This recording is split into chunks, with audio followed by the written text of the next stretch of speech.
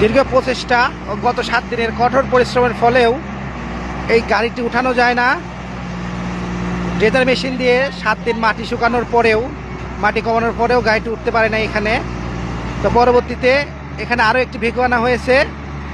দেখুন কি কঠিন রাস্তা পার করে এই ভেকুটি আনা হয়েছে এখানে। এই ভেকু দিয়ে এই ভেকুটি এখন উঠানো হবে। প্রথমে এই ভেকু দিয়ে এই ভেকুর চাকার নিচে যে শক্ত মাটিগুলো আটকে ছিল এগুলো সরিয়ে নেওয়া হয়েছে।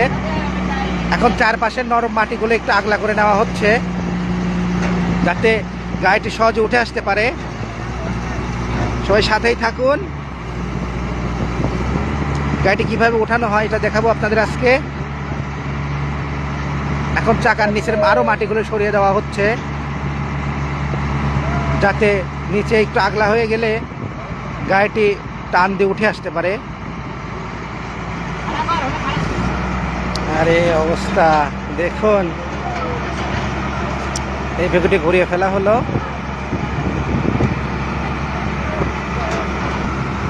চাকার নিচে যে একদম নরম মাটিগুলো আছে এগুলো সরিয়ে ফেলা হচ্ছে। দেখুন কি পরিস্থিতি, কোথায় নামছে গাড়ি দুটো। আসলে আরেকটি ভেকু এগিয়ে না আসলে এই ভেকুর ওঠার সম্ভাবনা একদমই শেষ হয়ে যেত। তারপরেও দেখি কি হয়, সবাই সাথেই থাকুন।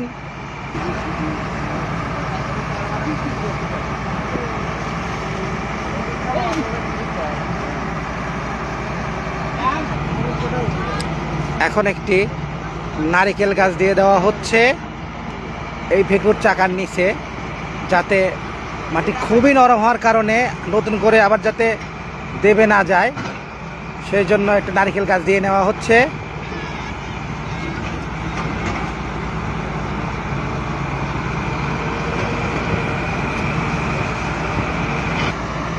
এখন এই ভেকুটি ওদিক সামনের দিকে এগিয়ে যে জায়গা করে দেওয়া দিচ্ছে এটাকে, যাতে এগিয়ে যাওয়ার পরে এটা টান দিয়ে বের করে নিয়ে আসতে পারে, তুলে নিয়ে যেতে পারে গাড়িটিকে। সাথেই থাকুন। চাকা দিয়ে নেওয়া হয়েছে। আমরা একদম প্রায় চরম মুহূর্তের দিকে চলে এসেছি। আরে অবস্থা দেখুন, এই গাড়িটা কোথায় আটকে আছে।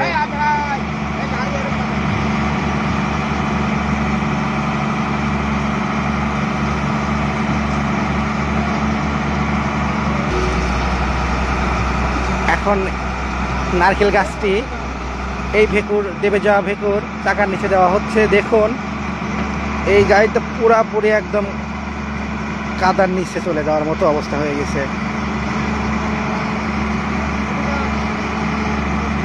এখন তাল গাছ দেওয়া শেষ।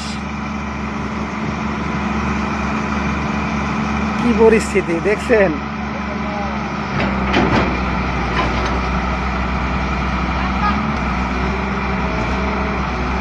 আরে পরিস্থিতি,